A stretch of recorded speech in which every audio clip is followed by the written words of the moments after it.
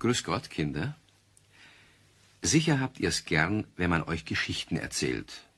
Klar, sonst würdet ihr ja jetzt nicht zuhören. Aber ihr mögt auch Geschichten, die euch eure Mutter oder Großmutter oder Tanten erzählen. Dem Pumuckl geht's nicht anders. Aber da ist ein Unterschied. Ihr könnt zwischen Märchen und wahren Geschichten unterscheiden. Der Pumuckl nicht. Er nimmt alles für wahr. Und nur darum konnte sowas Komisches passieren. Also, es war mal wieder einer jener Tage, an denen der kleine Kobold sich kräftig langweilte.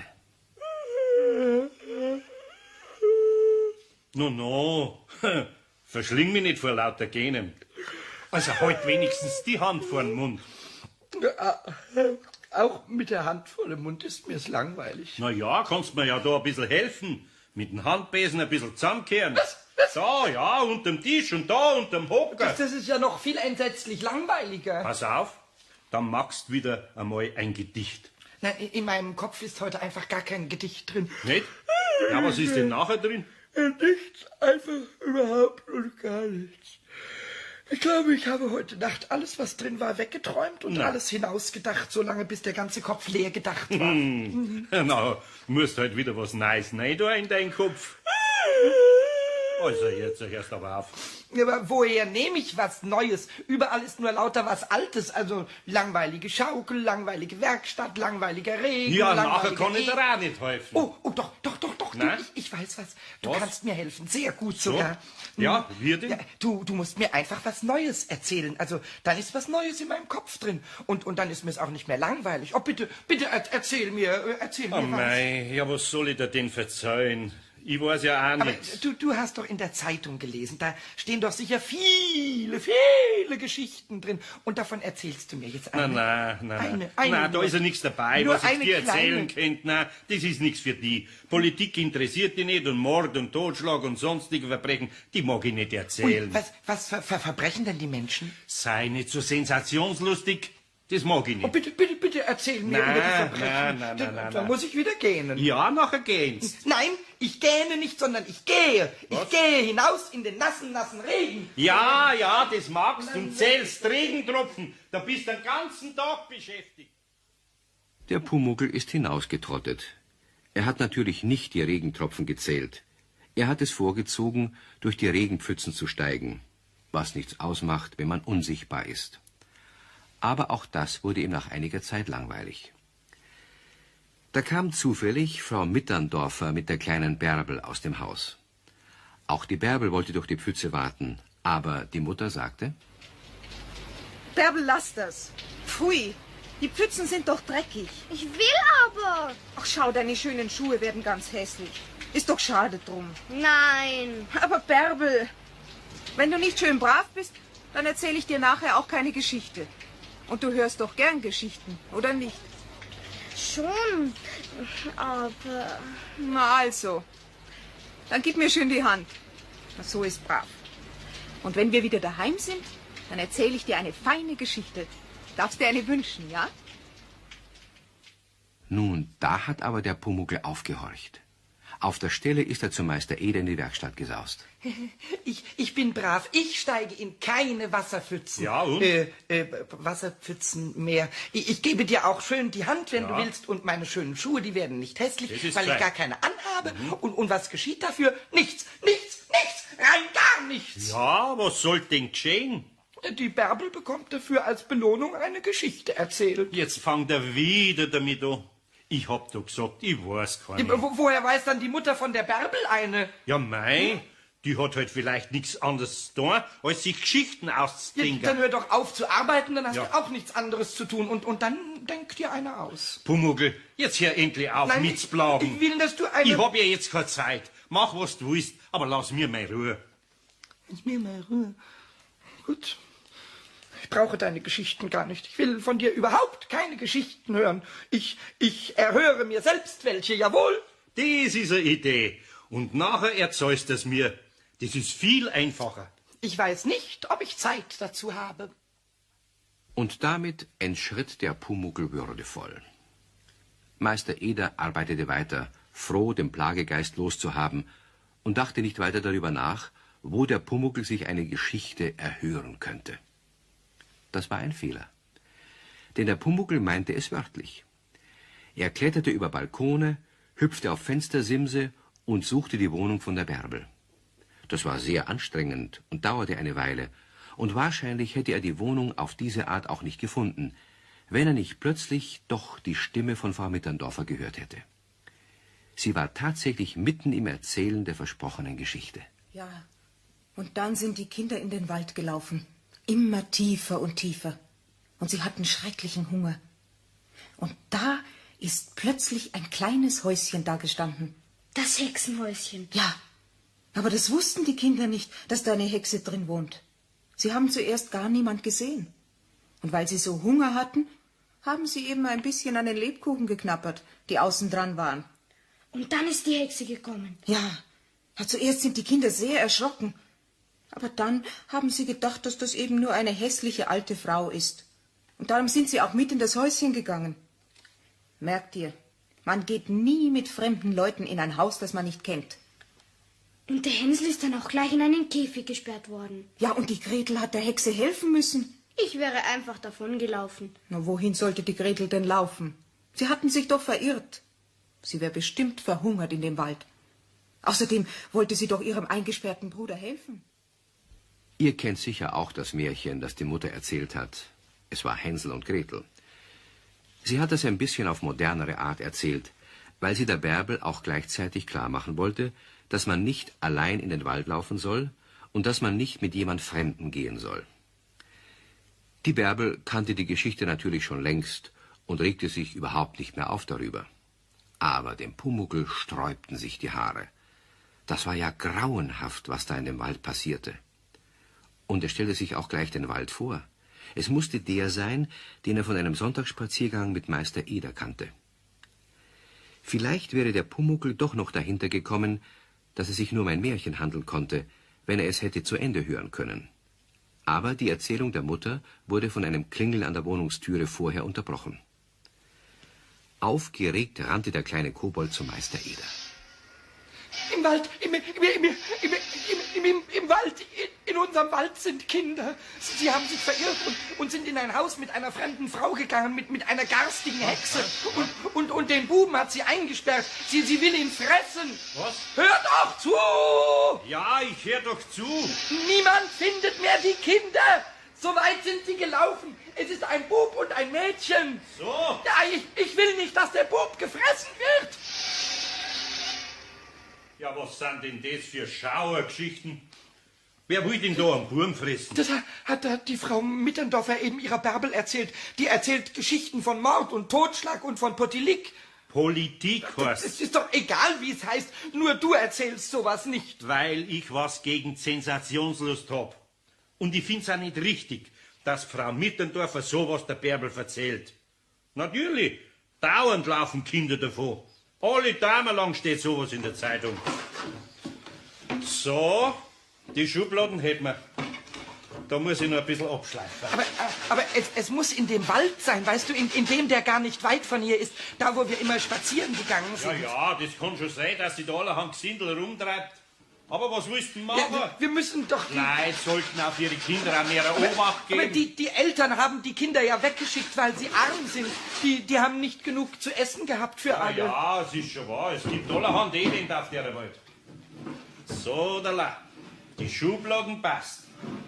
Federleicht zieht sie sich. Also du hast überhaupt kein Herz. Du hast höchstens ein Schubladenherz. Aber ich werde den Kindern helfen. Ich fürchte keine Hexen. Ich bin nämlich unsichtbar. Jawohl, ich werde das Haus finden und ich werde das Feuer im Backofen ausblasen und ich werde den Käfig aufmachen und Was hast du gesagt?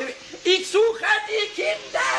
Geh zu, das ist doch Sache von der Polizei. Jawohl, und der Pumuckl hilft der Polizei. Der Pumuckl ist ein großer Polizist, nämlich ein klabauter Polizist. Ich gehe jetzt in den Wald. Ja, das machst. Aber treib nicht so lang aus. Der Meister Eder war wirklich sehr beschäftigt, sonst hätte er genauer hingehört.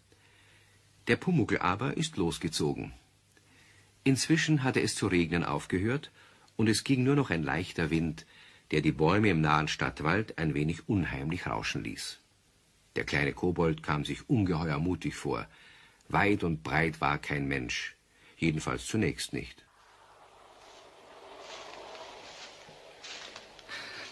Wart nur, du alte Hexe. Ho, ho, ho. Dir werde ich's aber zeigen. Du hast wohl noch nie etwas von Klabautermännern gehört, hm? Hexen können wir zwar nicht, aber wir können pieksen und zwicksen und Hexen erschrecken und wir haben gar keine Angst. Nein, jedenfalls nicht vor Hexen. Im tiefen Wald, hat sie gesagt. Ich finde, ich bin schon sehr tief in dem Wald drin, ob ich da noch tiefer hineingehen soll. Hallo, wo bist du denn? Daher musst du kommen. War das nicht... Das war doch... Die Hexe. War ich doch schon. Hier liegen Nimm dich zusammen, das war die mehr Hexe. Tannenzapfen. Die wird jetzt was Und erleben. das Die Holz wird jetzt dort. was erleben. Himmel, stell dich doch nicht so an. Ach, ich bin schon pitschnass. Was wir heute tun, brauchen wir morgen nicht tun. Merkt ihr das? Komm, hilf mir den Korb da. Ups. Hab ich mich aber jetzt gekratzt. Der Korb. Hast du den jetzt umgeworfen? Aber ich bin doch gar nicht dran hin. Nein, du bist nie an was schuld. Jetzt müssen wir alle Tannenzapfen wieder... Ich mach's ja schon. Meinst du, mir macht das Spaß? Dir wird der Spaß schon noch vergehen. Hast du was gesagt? Nein. Was War denn das? Weiß nicht. Da hat irgendjemand Huhu gerufen. Na und? Diese Hexe fürchtet sich um die Welt nicht. Aber warte, ich suche jetzt das Haus und lass den Buben raus. Das reimt sich sogar. Und was sich reimt, das ist niemals ungereimt. Also gleich werde ich jetzt das Haus finden. Natürlich hat der Pumuckl weit und breit im Stadtwald kein Haus gefunden. Er ist hin und her gelaufen und zu guter Letzt da wieder herausgekommen, wo er in den Wald hineingelaufen ist, bei den Heimgärten und den kleinen Siedlungshäusern am Stadtrand. Er war sehr ratlos. Da, wo kleine Häuschen waren, war kein Wald mehr, und da, wo Wald war, war kein Häuschen. Da gab's nur eine Lösung. Frau Mitterndorfer musste sich in ihrer Erzählung ein wenig geirrt haben. Sicher war Hänsel in einem Gartenhaus eingesperrt. Aber in welchem? Alle hatten so fest verschlossene Türen, dass ein Kobold nicht hineinkommen konnte. Da musste Meister Eder helfen. Und zwar schnell. Du musst sofort mit mir kommen und das eingesperrte Kind herausholen. Sofort. Ja, wohin denn? Ich kann da nämlich nicht rein. Ich habe alles entdeckt. Die Frau, die es getan hat und das Mädchen. Ja, was ist denn los? Ich hab's dir doch erzählt. Ja. Die Mutter von der Bärbel, die hat doch gesagt, was da in unserem Wald passiert ist. Und, Ach so, und die Schauergeschichte aus der Zeitung. Nein, nicht die Schauer, die schaurige Geschichte aus dem Wald, wo zwei arme Kinder vor lauter Hunger und niemand kann sie finden. Und ich habe sie gefunden, glaube mir, das ist sie, eine böse Frau. Du musst schnell mitkommen. Ja, aber ich Sei verstehe doch nicht so langsam, sonst sind sie weg. Ja, woher willst denn du wissen, dass das die sind? Weil das Mädchen doch dabei ist, genau wie es die Mädchen? Frau... Ja, das Mädchen, wie das die Frau Mitterndorfer erzählt hat. Und ich kann ja das Mädchen doch nicht wegnehmen. Aber du kannst das und du kannst auch das Haus besser finden. Aber das ist doch die Sache von der Polizei. Wenn doch weit und breit keine Polizei ist. Ja. Nur der tiefe Wald. Und da sind die zwei allein. Und ich hab sie gesehen. Ich hab die Frau sogar gekratzt und ihr Was? den Korb umgeworfen. Nein. Ja, komm schnell. Also, ich weiß nicht. Na ja, Ja, komm, nachschauen kann ich ja einmal. Es ist ein Spaziergang. Und wenn was dran ist, dann kann ich jedenfalls die Polizei verständigen. Ja, das kannst du. Und dann wird die Ja, Hexe das kann nämlich ich machen. eingesperrt und die Kinder können heimgehen. Und wenn sie so wenig zu essen haben, dann können sie ja vielleicht mal bei uns essen. Hm? Ja, das sehen wir nachher schon. Vielleicht putzt dir alles nur ein. Nein, ich bild mir nichts ein. Ich weiß das ganz genau. Ja. Ein Kobold weiß alles ganz genau. Der Meister Eder hat also seinen Arbeitsschurz mit dem Mantel vertauscht und ist mit dem Pumuckl in den Wald gegangen. Der Pumuckl ist vor Aufregung wie ein kleiner Dackel hin und her und vor und zurück gelaufen. Als sie zum Wald kamen, hat es wieder leicht zu regnen angefangen. Bei dem Regen sind die sicher schon heimgegangen. Oh je, da holt man sich ja die schönste Erkältung. Nicht so laut. Also, in welcher Richtung war's? In der. Oder nein, das in der. In welcher? Ja, also ganz tief eben, im tiefen Wald. Na ja, so tief ist er ja auch wieder nicht. gehen wir einmal da. Hm? Was ist denn? Hast du das gesehen? Nein, es war nur ein Busch. Ui, dort ist ein Haus. Das habe ich vorhin ja gar nicht gesehen. Ah, das ist doch kein Haus. Das ist eine Futterstelle für die Rehe. Ui, Futterstelle. Ja. Essen Rehe Lebkuchen? Kann schon sein. Warum? Wie kommst du denn da Ja, drauf? dann war das Haus, das die Kinder im Wald gefunden haben. Das war dann sicher eben ein Futterhaus. Das verstehe ich nicht. Aber schleichen wir hin, vielleicht sind sie drin. Ui, das reimt sich sogar. Natürlich war weder an der überdachten Futterstelle noch sonst wo im Wald jemand zu finden. Der kleine Kobold war sehr enttäuscht. Er führte Meister Eder dann zu den Heimgartenhäuschen am Waldrand. Da war bei dem schlechten Wetter auch niemand zu sehen. Und Herr Eder weigerte sich selbstverständlich, in abgesperrte Grundstücke zu klettern. Er erlaubte dem Pumuckl ein wenig herumzuschnüffeln, und dann sagte er: Geh zu, Pumuckl, da wären wir bloß pitschnass und das hat keinen Sinn. Vielleicht hast du auch bei der Frau Mittendorfer was falsch gehört. Nein. Ich habe nichts Falsches gehört. Nee? Und ich habe auch nichts Falsches gesehen. Ich will nicht, dass den Kindern was passiert. Der Bub wird ja vielleicht gebraten. Ach, Schmarrn. Kein Mensch braucht ein Kind. Oh, Klabauter Ehrenwort. Das hat Frau Mittendorfer gesagt. Ja, das hat's vielleicht gesagt, weil die Bärbel nicht anders versteht. Wieso? Obwohl ich für meinen Teil das einen Unsinn finde, so einem kleinen Kind derartige Schauergeschichten zu erzählen. Ja, aber Ja, wenn's und nachher wundern sich die Leute allebei, wenn ihre Kinder sich allein daheim fürchten. Ich finde es ja auch Unsinn, Kindern Ja. Geschichten zu erzählen. Mir sollte man Geschichten erzählen, weil ich mich nicht fürchte und weil ich Kinder retten kann. Ja, Jawohl, freilich. aber mir erzählst du ja nie Geschichten. Fangst jetzt wieder damit an. Ich- Mir reicht's, dass du die Geschichte erfahren hast. Aber ich du bin da- jetzt eine Stunde im Regen rumgelaufen. Aber du darfst doch jetzt nicht zu suchen aufhören. Ach, so hat's jedenfalls keinen Sinn. Jetzt werde ich selber zur Frau Mittendorfer gehen und sie fragen, was das da für eine Geschichte ist. Ja, Ja, frag okay, sie ich- du auch, dann wirst du sehen, dass ich ganz genau zugehört Na, habe. wollen wir schauen. Und dass die böse Frau mit dem Mädchen in dem Wald ist. Und es war bestimmt die ich gesehen habe. Falls das alles wirklich stimmt, kann man ja dann der Polizei einen Hinweis geben. Da muss man sofort Aber mit der nein, Polizei kommen. da Das muss ist- ich schon mehr da wissen drüber. Ja, was sage ich denn nur? Woher ich weiß, dass sie die Geschichte weiß? Ich hab nämlich nichts davon in der Zeitung gelesen. Das war mir nämlich aufgefallen, wenn da von unserem Wald was gestanden war. Ach so, du kannst ja nicht sagen, dass ich das gehört habe. Ach so, ja, was sagen wir jetzt dann? Warte mal, Ja. pass auf. Wenn du mir dein Mundharmonika leist und ich tue so, als hätte ich die gefunden und frag, ob's der Bärbel gehört. Und wenn sie ja sagt, dann behält die Mundharmonika die Bärbel. Nein, brauchst gar Angst haben, Pumuckl. Die Frau Mittendorfer ist eine grundehrliche Frau. Die nimmt nichts, was ihr nicht gehört. Oh, da habe ich aber schon Angst. Na ja, es muss ja auch nicht sein. Was mische ich mich eigentlich rein? Da hast recht. Nein, lieber gebe ich meine Mundharmonika her. Meine Ahnen waren Klabautermänner. Und Klabautermänner haben immer die Menschen vor Gefahren gerettet. Das ist nämlich Klabauterpflicht und Koboldsehre. Mundharmonika, fahr hin, die Kinder müssen gerettet werden. Das, was da der Pumuckl über Klabautermänner gesagt hat, ist die Wahrheit. Und das wird euch nicht nur jeder alte Seemann, sondern auch jedes größere Lexikon bestätigen. Und da Meister Eder das auch weiß und sicher war, dass er keine Ruhe vom Pumuckl bekommen würde, ehe die Sache geklärt war, ging er wirklich mit der Mundharmonika vom Pumuckl zu Frau Mittendorfer.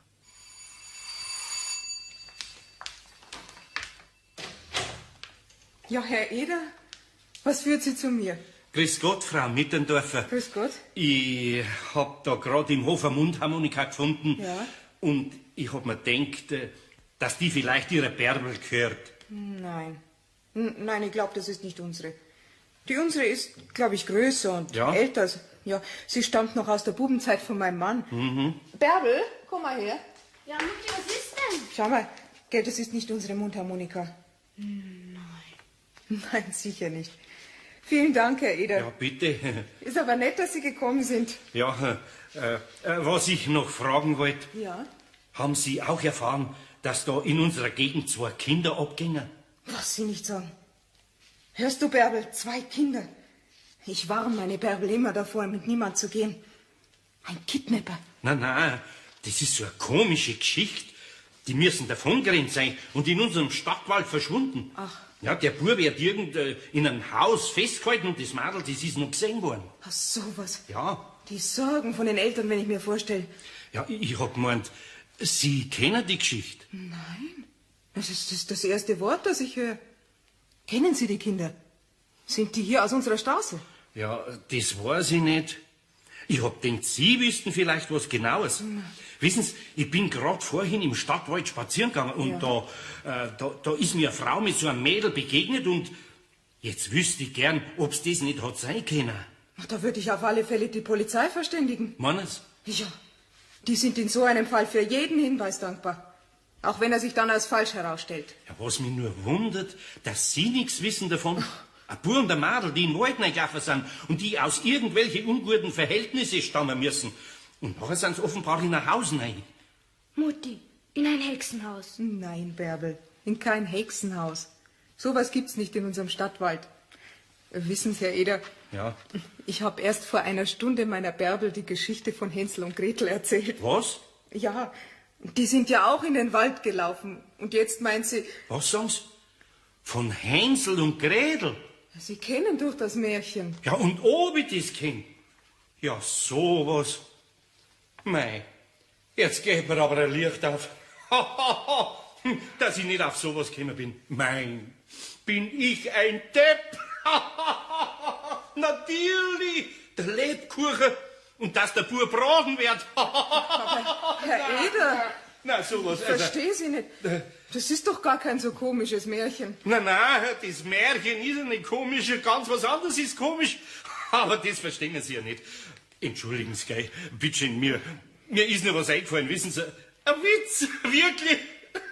Das ist ein Witz. Aber die können ja leider nicht erzählen, das geht nicht, nein. Ich höre auch solche Witze nicht sehr gern. Vielen Dank, Herr Eder, wegen der Mundharmonika. Ja, bitte. Sie können ja die Mundharmonika auch gleich bei der Polizei abgeben, Nein. wenn Sie wegen der Waldgeschichte Meldung machen. Es würde mich sehr interessieren, ob die Sache aufgeklärt wird. Nein, die ist schon aufgeklärt. Nichts für ungut, Frau Mittendorfer, nichts für ungut. Und wieder glaubt jemand, dass der gute Meister Eder nicht ganz richtig im Kopf sei. Aber daran ist er ja schon gewöhnt. Er ging, gefolgt vom auch sehr verwunderten Pumuckl, zurück in die Werkstatt. Unterwegs schüttelte Meister Eder immer wieder den Kopf und musste laut lachen. Na, sowas. Da renn ich eine Stunde im Regen umeinander und alles wegen Hänsel und Gretel. Na, das kann auch bloß mir passieren. Also ich verstehe dich nicht, überhaupt nicht. Was Warum? gibt's denn da zu lachen? Ja, mei. Du hast Frau Mitterndorfer ja gar nicht weiter erzählen lassen. Na? Sie hat doch schon angefangen, dass Hänsel und Gretel in den Wald gelaufen sind und sie Ja. hätte dir sicher die ganze Geschichte erzählt, aber du hast ja dann nur noch gelacht. Aber das ist doch bloß ein Märchen. Ja und? Deswegen wird der Hänsel ja doch gebraten. Vielleicht steckt sie ihn jetzt gerade eben in den Ofen. Ja, hast denn du das Märchen jetzt entgehört? Zu was für einem Ende? Na ja, die Gretel befreit natürlich ihren Bruder und nachher schmeißen sie miteinander die Hexe in den Ofen. Die Hexe? Ja, Die ist schon im Ofen. Schon lange. ja schon sehr lang. Woher weißt du das? Weil das Märchen so angeht. Es war einmal. Ja, das hat ja die Ja, Frau und Mitterndorfer alles, schon was mit erzählt. es war einmal angeht, ist schon lang her und ist eigentlich gar nie passiert. Und darum nennt man es ja Märchen. Das war's doch bei uns Menschen ja jedes Kind. Aber die Frau im Wald, die ich gesehen habe. Das war eine andere Frau. Ah, und da kann man nicht sagen, es war einmal? Na, aber vielleicht könnte man sagen, es war einmal ein Schreinermeister und der hat einen kleinen Kobold gehabt. Ja, aber den hat er doch noch. Wir sind doch kein Märchen. Ach so, ja freilich. Ja, nachher muss ich dir halt doch ein richtiges Märchen erzählen. Ui, du erzählst mir. Oh, jetzt krieg ich wirklich auch was erzählt von dir. Ja. Oh. Also, Pumuckl, jetzt hör mal gut zu. Ja, erzähl das Ja, mir. jetzt fang ich an. Ja, fang an. Es ein war- schönes Märchen. Ja, ein Nein, schönes. aber ein wirklich schönes. Ja. Es war Und wie geht einmal. das aus? Lass mich zuerst anfangen. Ach so, ja, fang erst Wie es an. ausgeht, das kommt am Schluss. Also, Es war einmal ein armes Ehepaar, das hatte 2 Kinder, Hänsel und Gretel. So ist der Pumuckl doch noch zu seiner Geschichte, oh Verzeihung, zu seinem Märchen gekommen. Er war der beste Zuhörer, den es gibt, und der Meister Eder war der beste Erzähler, den es gibt. Und beide haben gefunden, dass Märchen etwas sehr Schönes sind, wenn man sie nicht glaubt. Nun, ihr wisst es ja schon längst. Der Pumuckl weiß es jetzt auch. Und drum lasst es euch ja nicht einfallen, vor seine Geschichten ein »Es war einmal« zu sagen. Es gibt ihn nämlich noch. Und als Beweis dafür könnt ihr das nächste Mal die nächste Geschichte über ihn hören. Und bis dahin, auf Wiederhören.